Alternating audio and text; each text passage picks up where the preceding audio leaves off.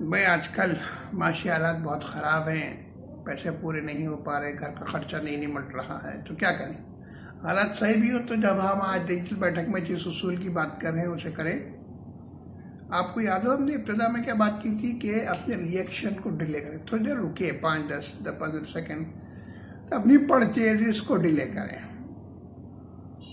1-2-3 دن رک کے دیکھیں کہ کیا واقعی ان چیزوں کی ضرورت ہے۔ یہ خاص طور پہ اگر کہیں سیل لگی ہے نا تو اسے امپلس میں مت جائیے، پرچیز کو ڈیلے کیجیے۔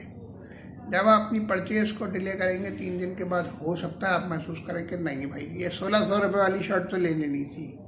جب وہ 1600 روپے بچ جائیں گے نا تو میرا شکریہ ضرور ادا کیجیے گا۔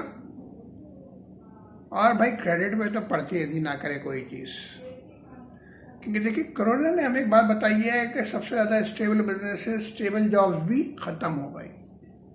تو آپ کی کریڈٹ پرچیز پہ تو آپ کا ازمپشن ہوتا ہے نا کہ ای ایم آئی ہم ایکول منتھلی انسٹالمنٹ پے کر دیں گے۔ دیکھیں یہ سب چیزیں تو اس وقت ہوتی ہیں جب آپ کے پاس ایک ریگولر انکم ہو۔ اگر آپ کی انکم ہی ریگولر نہیں ہے تو منتھلی انسٹالمنٹ کیسے پے کریں گے؟ اور پھر دیکھیں کریڈٹ کارڈ تو 33 سے 39% تک سود لیتا ہے۔ تو کریڈٹ پرچیز نہ کریں، 2 دن رکیں، بہت سی چیزیں پرچیز کرنے کی ضرورت نہیں پڑے گی۔ پاکستان سے محبت کیجیے، پاکستان کی تعمیر کیجیے، میرے چینل کو سبسکرائب کیجیے۔ اللہ آپ کی مدد فرمائے، آمین۔